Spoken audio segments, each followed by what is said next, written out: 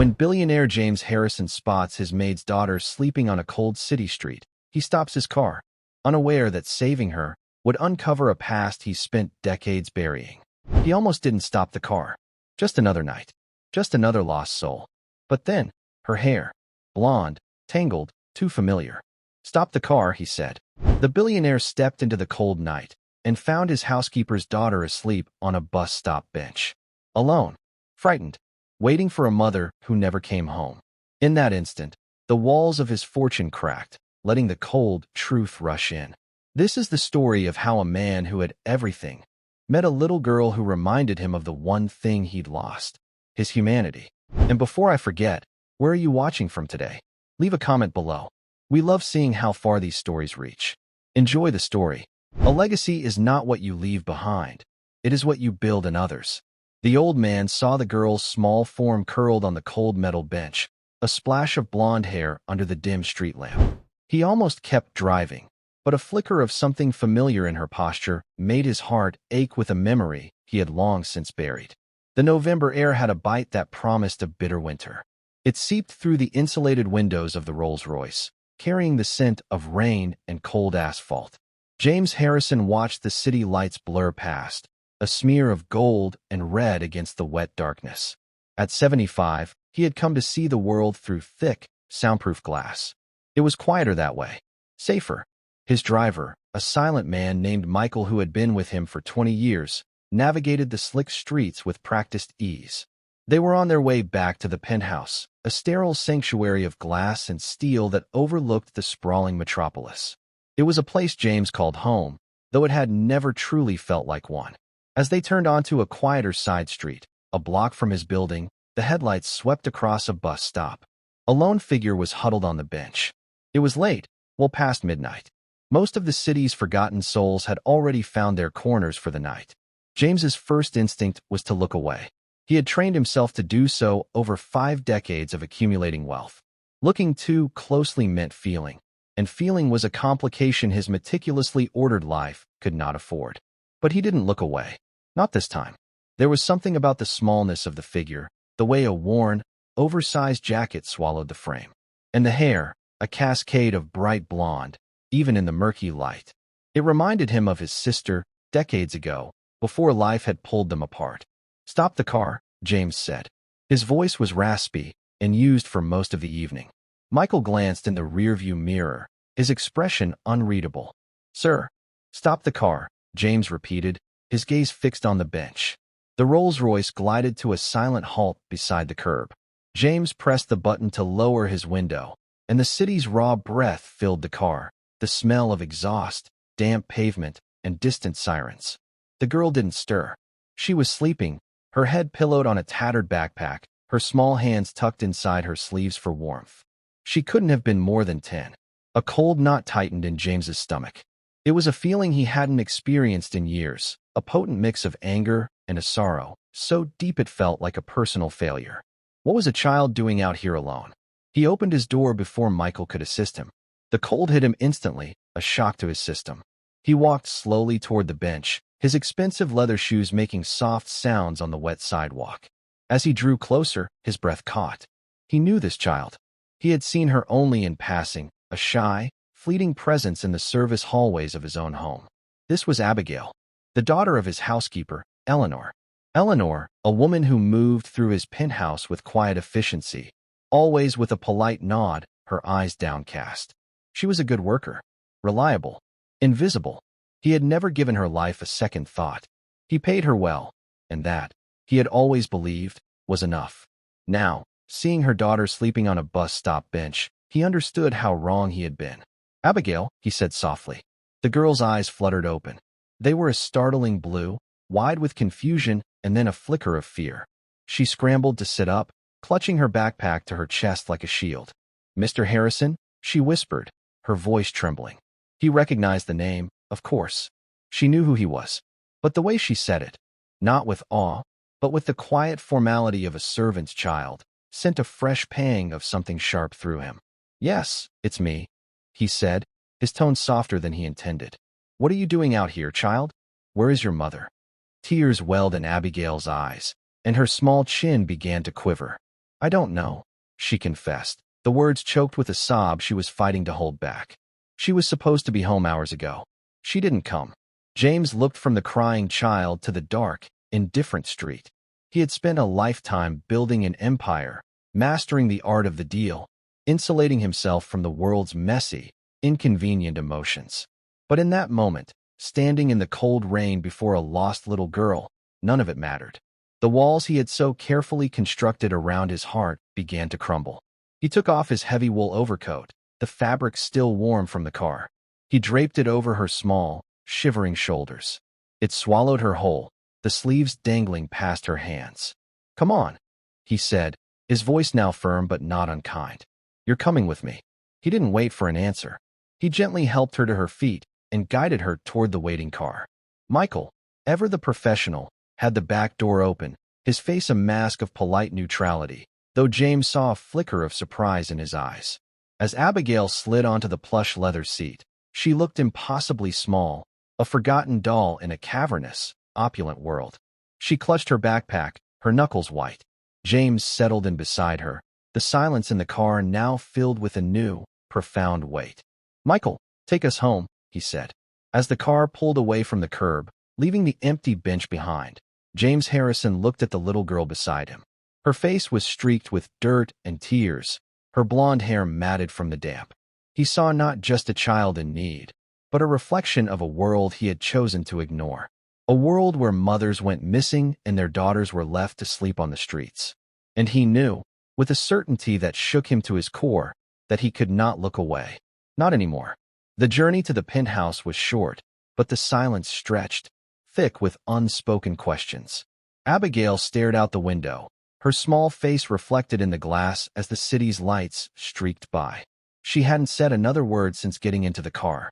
She simply sat, wrapped in a coat that smelled of old leather and expensive cologne, a scent so foreign it was like being on another planet. When they arrived at the towering residential skyscraper, the doorman, a stout man named George, rushed forward to open the door, his face a mixture of surprise and curiosity as he saw the small, disheveled child emerging from Mr. Harrison's car. James gave him a look that permitted no questions. "Good evening, George," was all he said, gently guiding Abigail through the gleaming marble lobby.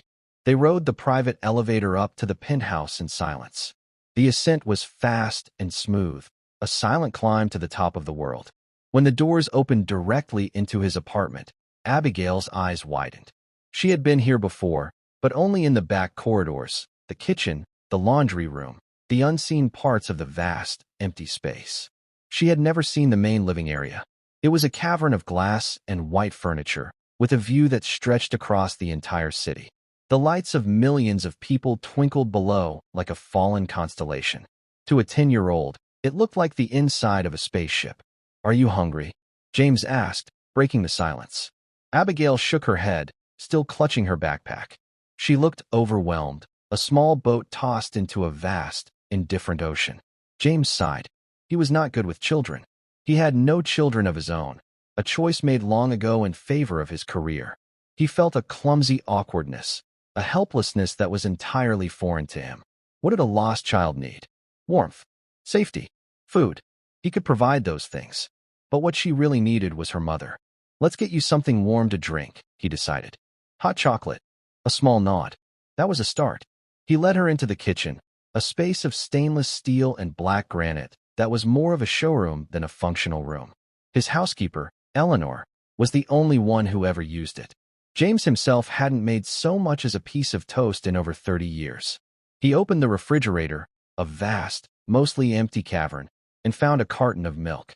He fumbled through the pantry, a closet filled with gourmet items he'd never touched, until he found a tin of cocoa powder. As he heated the milk on the state-of-the-art induction stove, he felt Abigail's eyes on him. He glanced over his shoulder.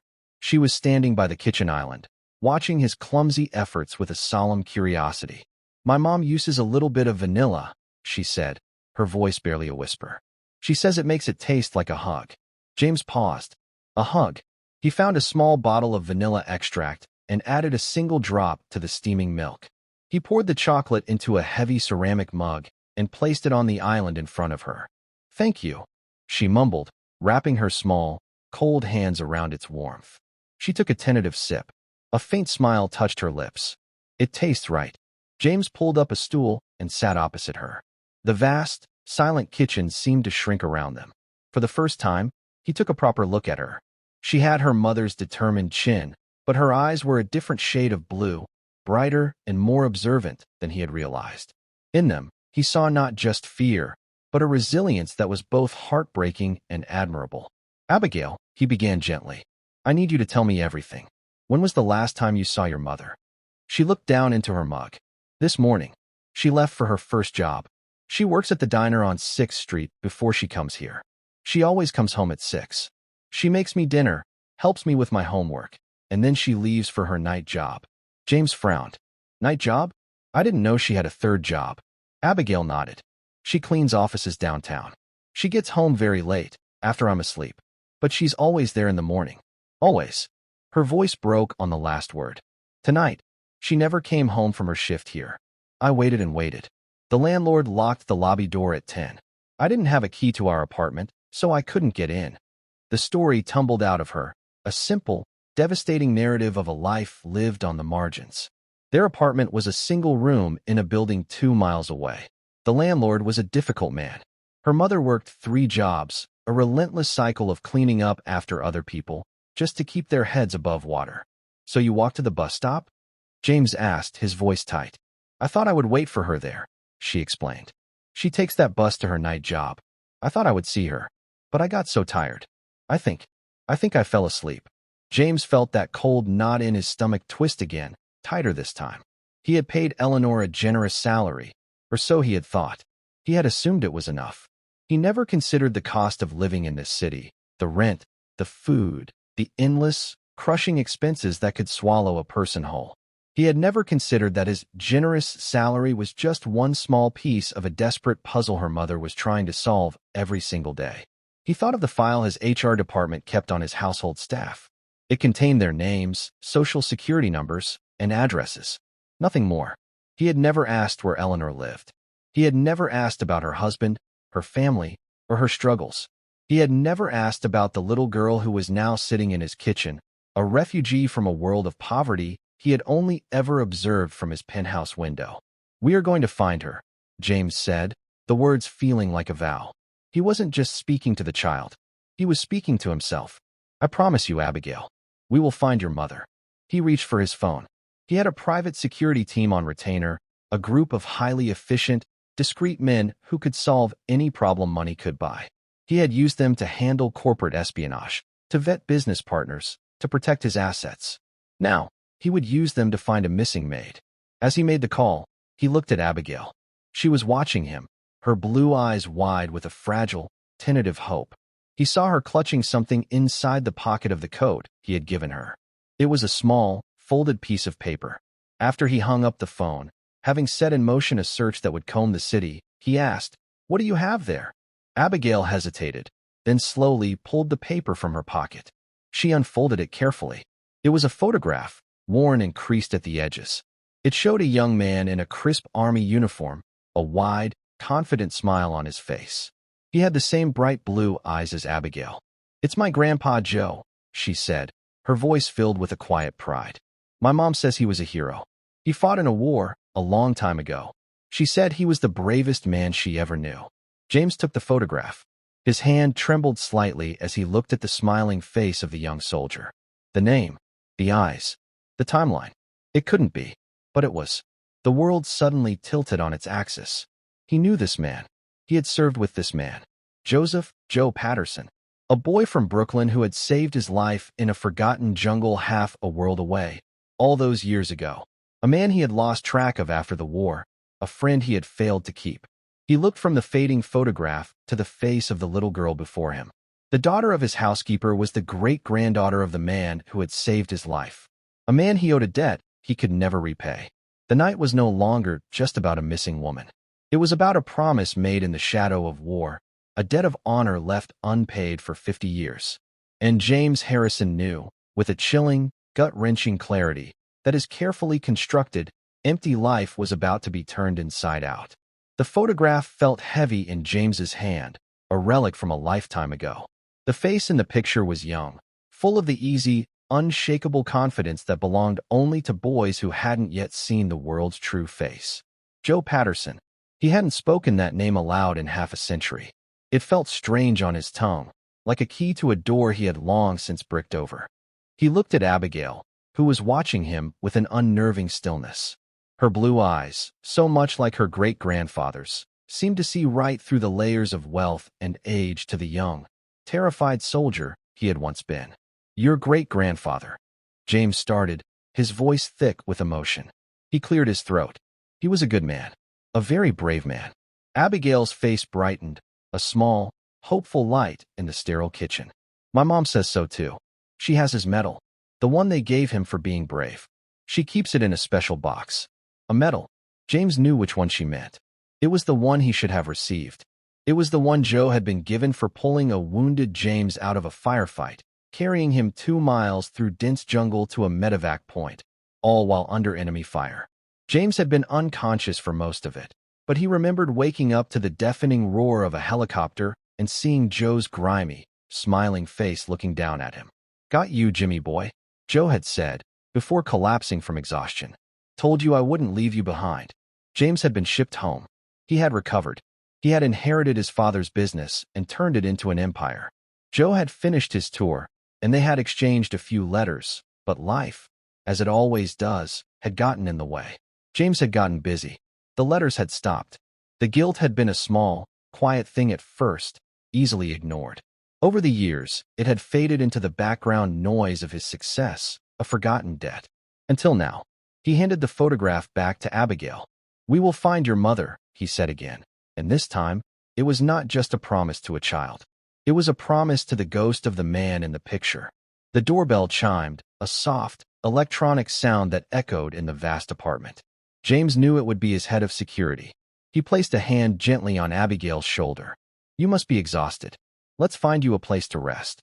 He led her out of the kitchen and down a long, white hallway lined with abstract art that was worth more than the building Eleanor and Abigail lived in. He opened the door to one of the guest suites. There were 5 of them, all decorated with the same impersonal luxury, all of them perpetually empty. The room was larger than Abigail's entire apartment. A king-sized bed with a mountain of white pillows sat in the center. A wall of glass offered another stunning view of the city. Abigail hesitated at the doorway, as if afraid to step inside. "This will be your room for tonight," James said. "The bathroom is through there. There are fresh towels. I will find you something more comfortable to sleep in." He went to his own cavernous closet and pulled out a plain cotton t-shirt. It would be a nightgown on her. When he returned, she was standing exactly where he had left her, a tiny, lost figure in the opulent room. He handed her the shirt. "Get some rest," he said, his voice softer than he thought possible. "I will be right outside. I will wake you up the moment we have news of your mother." She looked up at him, her eyes searching his face. "You promise?" "I promise," he said, and he meant it more than anything he had said in years. He closed the door gently behind him and walked back to the main living area. A man in a sharp, dark suit was waiting for him. This was David Chun, the head of Harrison Global Security. David was a former federal agent, a man of quiet competence and unshakable calm. He had handled kidnappings, corporate threats, and a dozen other crises for James over the years. Finding a missing housekeeper should be simple. But James knew, deep down, that this was anything but simple. "Sir," David said with a respectful nod, "you have a situation." It was not a question. "My housekeeper, Eleanor Riggs, is missing," James stated, getting straight to the point. Her 10-year-old daughter, Abigail, was found alone. "I want you to find her, David. I want you to use every resource we have." David was already tapping on a tablet he had pulled from his briefcase. "I have her details from your HR files. We're already tracking her phone, but it appears to be off or the battery is dead. Last ping was near her apartment building 6 hours ago. I have a team heading to the diner she works at, another to the office building she cleans downtown. We're pulling security camera footage from all 3 locations and the surrounding areas." "Good," James said. He paced in front of the window, the city lights a dizzying blur below.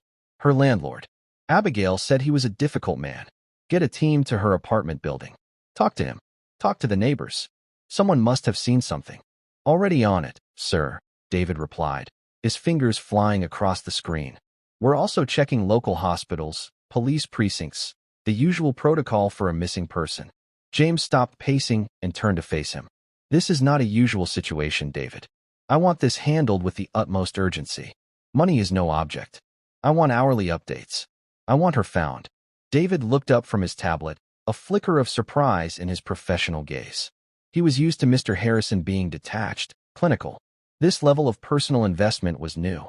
Understood, sir. We'll find her. As David left to coordinate the search from his own vehicle, James was left alone once more in the silence of his penthouse. He walked over to the grand piano that sat in the corner of the room, a magnificent instrument he hadn't played in years. He ran his fingers over the cool ivory keys, the notes hanging in the air like dust motes in a sunbeam. His mind drifted back again, to the humid jungles, to the sound of gunfire and the smell of fear. He remembered Joe Patterson, not just as a hero, but as a friend. Joe was the one who told jokes when everyone else was silent with terror. He was the one who shared his rations, who talked about his girl back home, a pretty girl named Mary who would later become his wife, Eleanor's grandmother. He had talked about the future, about opening a small auto shop, about having a family. Simple dreams. Honest dreams. What had happened to those dreams? How had Joe's lineage led to his great-granddaughter sleeping on a bus stop bench? Where had life gone so wrong for them? And what was his own role in it? He had built an empire on the foundation of a life that Joe had saved, and he had never once looked back to see what had become of his savior. A wave of shame washed over him, so potent it made him feel weak. He had become a man who saw people as assets or liabilities, employees or competitors.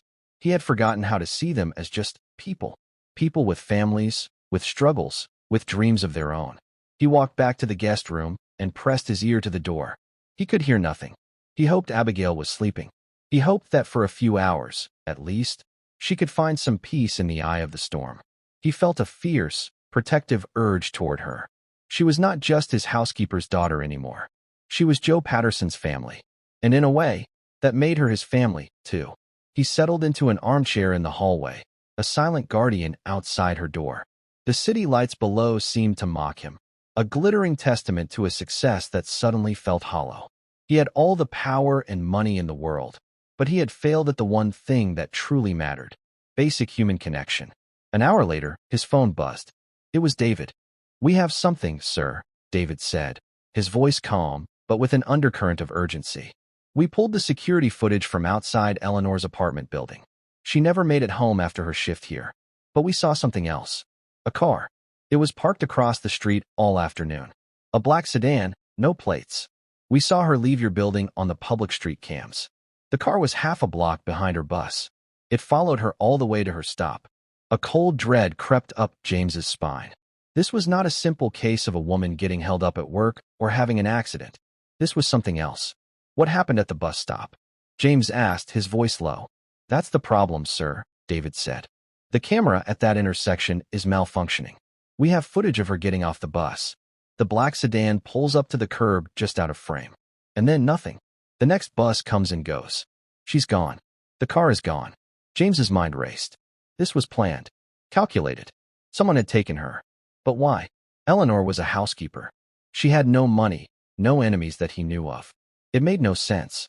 Unless it wasn't about her at all. Was it about him? He was James Harrison, a man with a net worth in the billions. A man with rivals. Enemies. People who would do anything to get to him. Had someone taken his housekeeper to get to him? It was a chilling thought. His life of insulated, protected wealth had just been breached in the most personal way imaginable. He looked at the closed door of the guest room. Behind it, a little girl slept, oblivious to the fact that her world had been turned upside down, possibly because of the very man who was now vowing to protect her. "Find that car, David," James said, his voice hard as steel. "I don't care what it takes. I want to know who was in it. And I want to know where they took her." He hung up the phone. The silence of the penthouse was no longer peaceful. It was menacing. He was no longer just a billionaire in his ivory tower. He was a man with a debt to pay and a little girl to protect. The long night was just beginning. The hours that followed were the longest of James Harrison's life. He sat in the armchair outside Abigail's room, a statue carved from anxiety. Sleep was a distant country he had no passport for. Every creak of the building, every distant siren, was the sound of a threat drawing closer. He had lived his life in a fortress of wealth, believing himself untouchable. Now, he understood that his fortress had been built of glass, and the world had just thrown a stone. He thought about Eleanor. He tried to conjure a clear image of her face, but all he could summon was a polite, deferential blur. A woman who called him Mr. Harrison, who kept his sterile home immaculate, who existed only in the periphery of his vision. He had never once asked her about her life, her struggles, her daughter. The shame of it was a physical weight, pressing down on his chest. He had treated her as a function, not a person. And now, she was in danger, possibly because of him. Around 3 a.m., the door to the guest room creaked open. Abigail stood in the doorway, a small silhouette against the soft light from within. The oversized t-shirt hung to her knees. "I can't sleep," she whispered, her voice small. James's heart ached for her. He stood up, the joints in his knees protesting. "I'm not very tired either," he admitted. She clutched a corner of the t-shirt. Can I wait with you?" "Of course," he said immediately. She padded over to the armchair opposite his and curled up in it, tucking her feet underneath her. For a long time, neither of them spoke. They just sat in the quiet hallway, two strangers bound by a crisis, watching the city sleep below. "My mom sings to me when I can't sleep," Abigail said softly, her voice barely disturbing the silence. "She sings old songs, the ones her grandma taught her. She says they're full of stories." "Your great-grandmother Mary?" James asked, remembering the name Joe used to speak with such reverence. Abigail nodded. She said Grandpa Joe loved to hear her sing. He said it was the prettiest sound in the world. A fresh wave of guilt washed over James. He had never known what happened to Mary. He had never asked. He had let the threads of his past unravel, never thinking to hold on to them. "Tell me about your mother," James said, wanting, needing, to know more about the woman he had so thoroughly overlooked. Abigail's face softened. "She's the best mom. She works really hard, but she's never too tired to read me a story. We have a rule. No matter what, we always have dinner together, even if it's just sandwiches. She says it's our special time." A tear traced a path down her cheek. "We were supposed to have spaghetti tonight." The simple, domestic detail was more devastating than any grand tragedy. Spaghetti, a mother and daughter's special time. A small, ordinary ritual of love that had been stolen from them. "She sounds like a wonderful woman," James said, his voice husky. "She is," Abigail said fiercely, as if defending her mother from an unspoken accusation. "She's strong, like Grandpa Joe. She says we have Patterson blood, and Pattersons don't give up. Pattersons don't give up." The words echoed in the chambers of James's heart. Joe hadn't given up on him in that jungle. He couldn't give up on Eleanor and Abigail now. His phone vibrated, a sharp, urgent buzz that cut through the quiet. He looked at the screen. It was David. He answered, his hand tight around the phone. "We found the car," David said, his voice clipped and professional. "It was abandoned in an industrial park in Queens. Wiped clean. But my people are thorough. They found something. A single cufflink, wedged under the passenger's seat." "A cufflink?" James asked, confused. "It's custom-made," David explained. "Gold, with an onyx inlay. We traced the maker.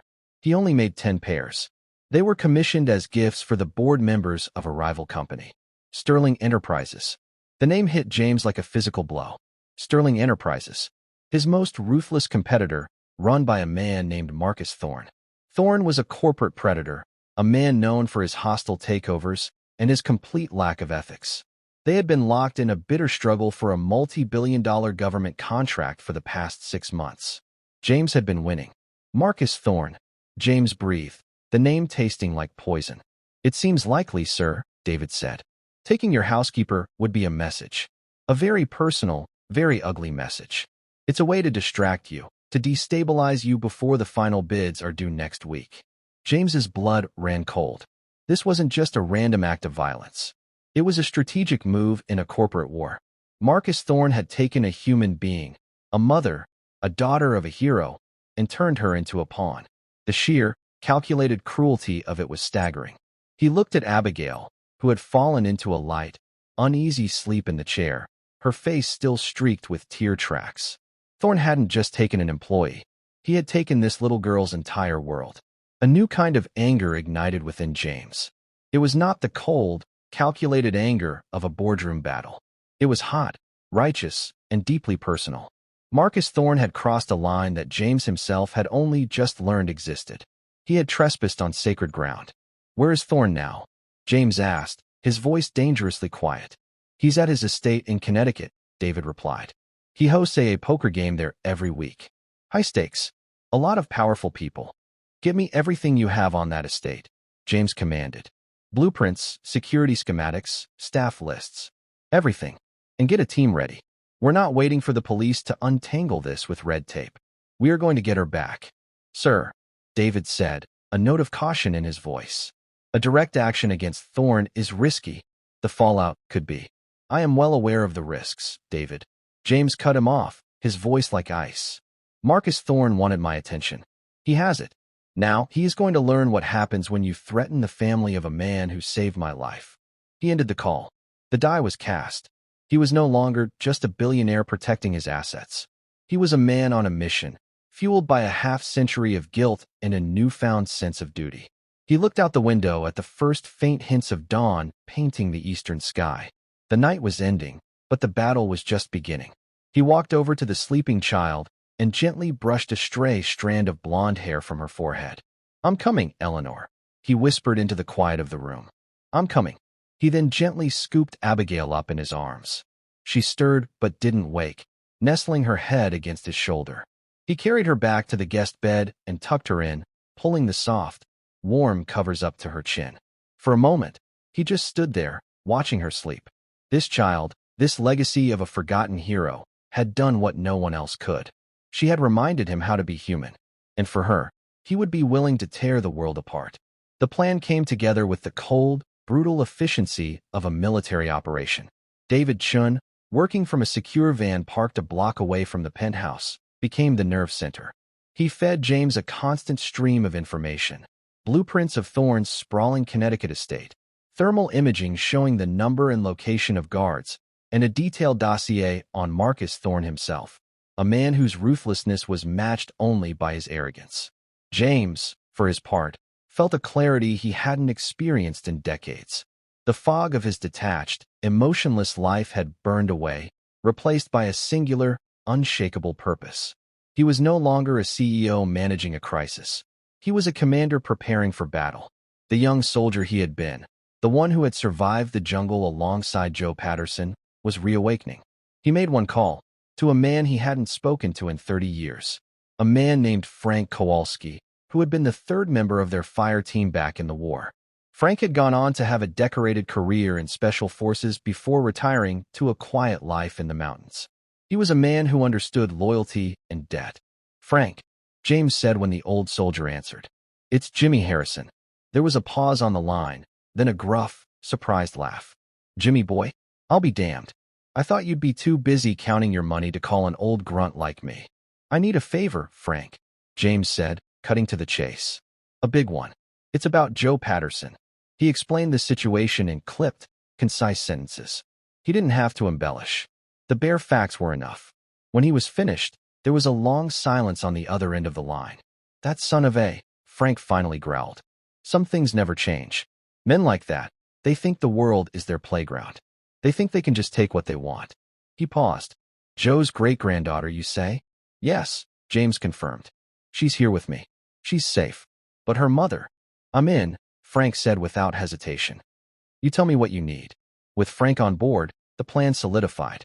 He would be the on-the-ground lead, directing a small, hand-picked team of his most trusted former operatives, men who, like him, lived by an older code of honor. They wouldn't be mercenaries for hire. They would be soldiers on a mission for one of their own. James looked in on Abigail one last time before he left.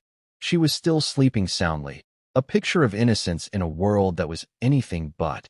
He left a note for her on the bedside table, in case she woke up. "I have gone to bring your mother home. I will be back soon. I promise." He signed it simply James. He met David in the basement garage. A nondescript black van was waiting. Inside, it was a mobile command center, filled with screens displaying feeds from drones that were already circling high above Thorne's estate. Frank and his three-man team were on a video link, their faces grim and determined. Thorne's poker game is in the West Wing, David reported, pointing to a highlighted section of the estate's blueprint. Eleanor is likely being held somewhere more secure. We've identified a safe room in the sub-basement. It's the most logical place. The guards? James asked.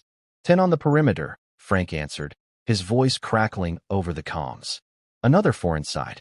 Private security. Ex-military, but sloppy. They're corporate bodyguards, not soldiers. They're used to looking tough, not fighting a real threat. The plan was simple, audacious, and incredibly dangerous. Frank's team would infiltrate the grounds, neutralizing the perimeter guards silently. David would simultaneously hack into and disable the estate's security systems.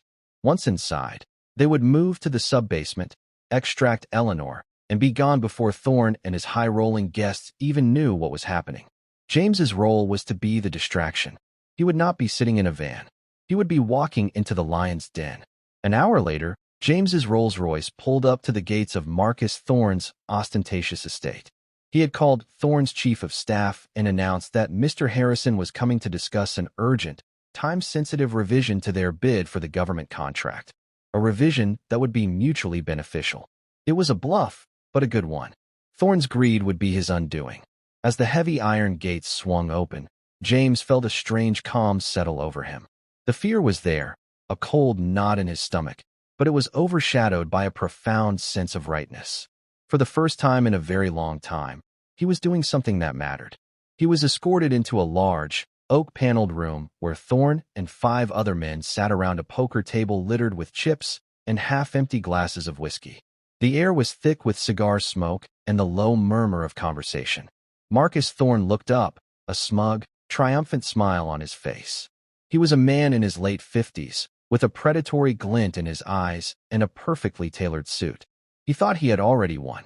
James, Thorne said, his voice smooth as silk. An unexpected pleasure. I was just telling my friends here that the winds of fortune seemed to be blowing in my favor. James met his gaze, his expression unreadable. I am not here to play games, Marcus. He placed a small, simple object on the polished surface of the poker table. It was the custom-made cufflink David's team had found. Thorne's smile faltered for a fraction of a second. His eyes flickered to the cufflink, and a flash of something, annoyance, perhaps even fear, crossed his face. He recovered quickly, but James had seen it. I believe this belongs to you, James said, his voice low and even. You seem to have misplaced it, along with something that belongs to me. The other men at the table shifted uncomfortably, sensing the sudden tension in the room. I don't know what you're talking about, Thorne said, his voice a low growl. I think you do, James replied, not raising his voice. He leaned forward slightly. Let me be very clear, Marcus. This is not about a contract. This is not about money. You have taken a member of my staff, a mother. You have left her child alone and terrified. You have made a grave miscalculation. You thought you were dealing with a businessman. You are not. Tonight, you are dealing with a man who is calling in a debt. As he spoke, he could hear the faint, coordinated chatter in the tiny, invisible earpiece he was wearing. Frank's team was in position. David had control of the security system. The trap was set. Thorne let out a short, harsh laugh. You have a lot of nerve, Harrison, walking in here, making accusations. He gestured to the 2 large bodyguards standing by the door. You are in my house. You are in no position to make demands. Those men work for you because you pay them, James said calmly. The men I have with me work with me because they believe in what we are doing. He straightened up. You have 60 seconds to tell me where she is. After that, this conversation becomes much more unpleasant for you. Thorne's face hardened. The mask of civility was gone, replaced by a cold, reptilian fury. You are a fool, old man. You have nothing. 50 seconds, James said, his eyes never leaving Thorne's. From his earpiece, he heard Frank's calm voice. We're in. Sub-basement door breached. We see her. She's alone. Unharmed. A wave of relief, so powerful it almost buckled his knees, washed over James. She was safe. Now, all that was left was to close the net. 40 seconds, James said. Thorne signaled to his guards. Show Mr. Harrison out. He seems to have lost his way. The 2 bodyguards started to move forward. At the same moment, all the lights in the estate went out, plunging the room into absolute darkness.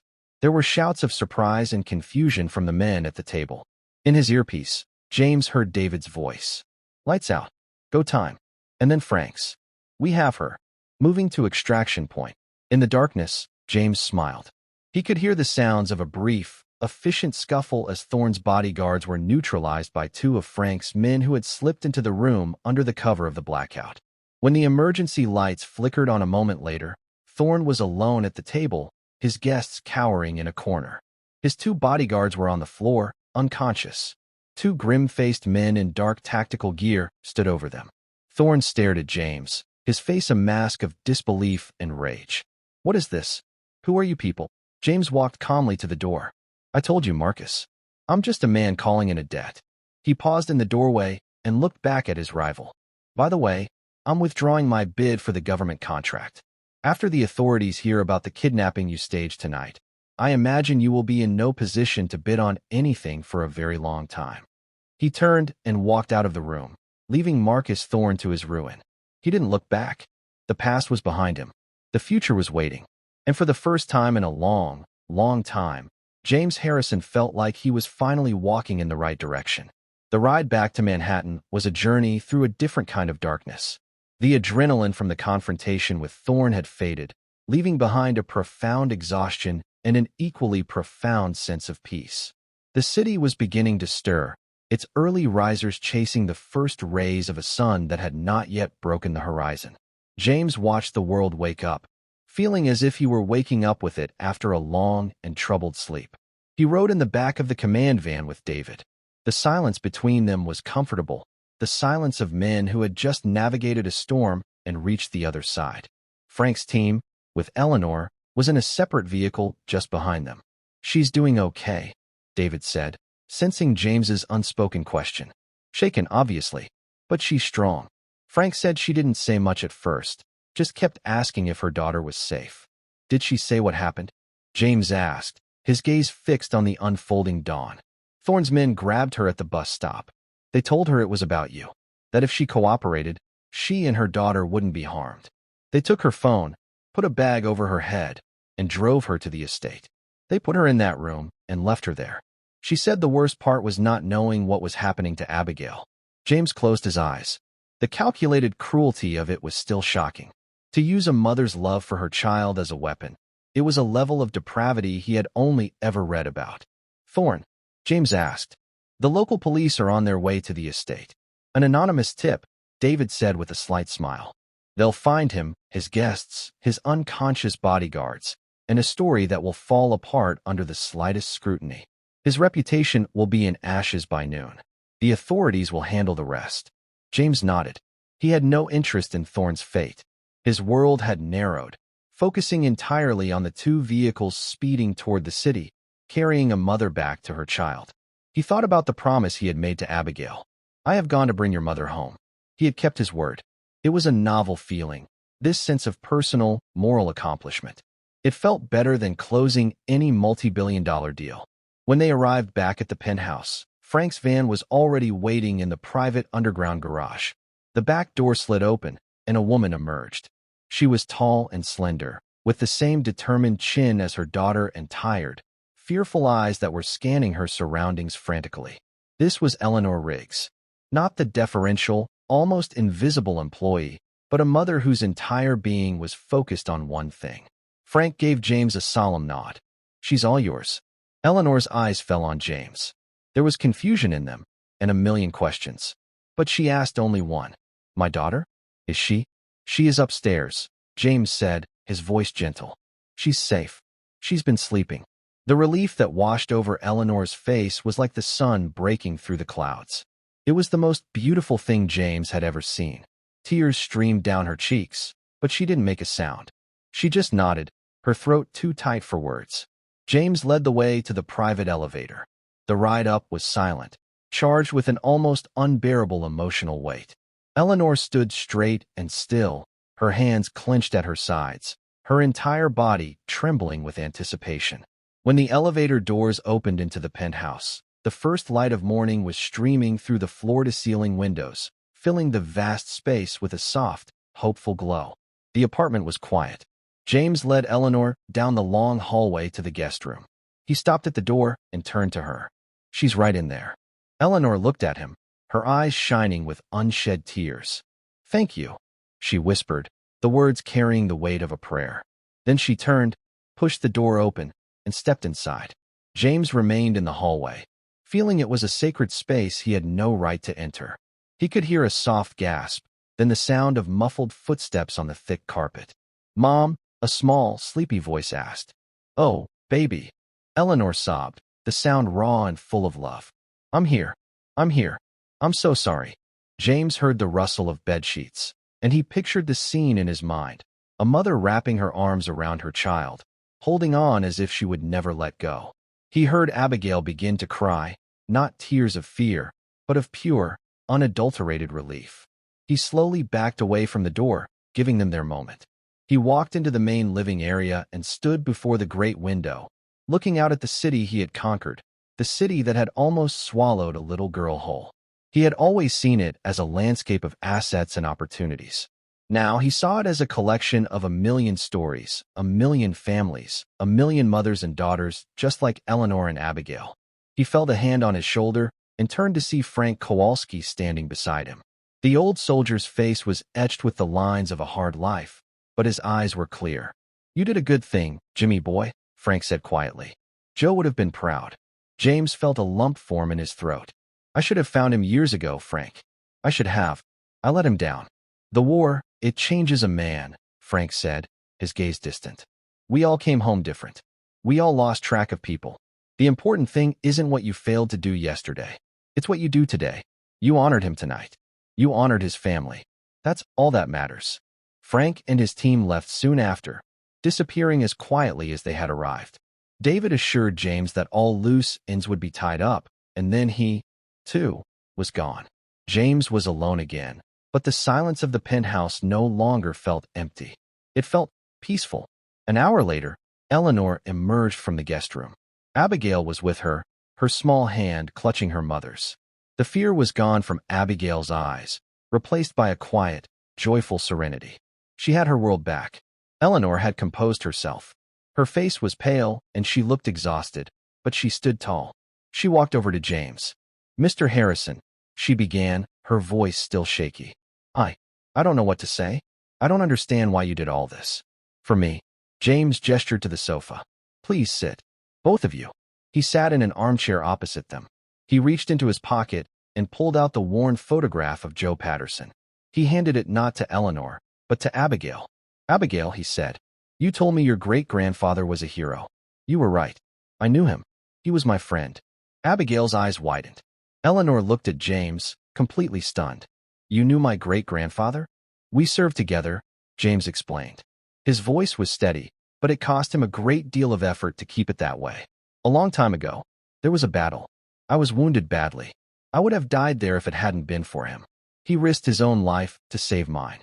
He carried me through the jungle to safety." He looked directly at Eleanor, his gaze unflinching. "I owe your family a debt that can never truly be repaid. For 50 years, I have been a wealthy man, a successful man. But I have carried the shame of not knowing what became of my friend. I got busy, and I let life get in the way. I never looked back. I never tried to find him." Seeing Abigail on that bench, and then seeing this photograph, it was like a second chance. A chance to finally honor the man who gave me my life. Eleanor stared at him, speechless. She reached into the worn backpack that Abigail had kept with her, the one that now sat on the floor beside them. She pulled out a small, velvet-lined box. She opened it. Inside, resting on faded silk, was a distinguished service cross. "He told my grandmother it was just a piece of metal," Eleanor said, her voice thick with emotion. "He said the only thing that mattered was that he got his buddy home safe. He used to call him Jimmy Boy." The old nickname, spoken in this sterile, modern room, closed a circle of 50 years. Tears welled in James's eyes, and this time, he did not fight them. He came home and tried to build a life. Eleanor continued, her family's story pouring out of her. He opened a small garage, just like he always wanted. But he had nightmares from the war. He struggled. The business failed. He worked odd jobs the rest of his life, always providing, but never getting ahead. He died when my mom was just a teenager. My grandmother, Mary, She worked as a seamstress until the day she died. My own father left when I was a baby. It's just been me and my mom, and now, just me and Abigail. We're Pattersons. We don't give up. But it's been so hard. James listened, and every word was a stone laid upon his heart. The simple, hard life of the hero he had left behind. The generational struggle that had culminated in a 10-year-old girl sleeping on a bus stop bench. He knew what he had to do. This wasn't about charity. This was about justice. It was about legacy. That is all going to change, James said, his voice firm with a newfound conviction. Your struggles are over, Eleanor. He explained his plan. It wasn't just a job. He was establishing a charitable foundation, the Patterson Foundation, dedicated to supporting the families of veterans. And he wanted Eleanor to run it. She would have a real salary, a career, a purpose that would honor her great-grandfather's memory. He was giving her a new apartment in a safe building near a good school, all expenses paid. He was setting up an unbreakable trust for Abigail, one that would cover her education all the way through university and beyond. Eleanor was crying again, but these were not tears of sorrow or fear. They were tears of disbelief, of a lifetime of weight suddenly being lifted from her shoulders. I can't accept all that, she stammered. It's too much. It is not enough, James said quietly. It is a down payment on a debt. Your great-grandfather gave me my life. The least I can do is make sure his family has the life he always dreamed of for them. He looked at Abigail, who was watching him with her bright, blue Patterson eyes. And besides, he added, a genuine smile reaching his eyes for the first time in years. I have a feeling I'm going to need someone to teach me how to make hot chocolate that tastes like a hug. Abigail giggled, a pure, happy sound that echoed in the vast, silent penthouse. It was the sound of a new beginning. A few weeks later, James stood with Eleanor and Abigail on the balcony of their new apartment.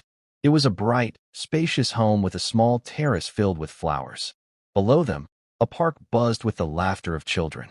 Abigail was no longer a pale, frightened child.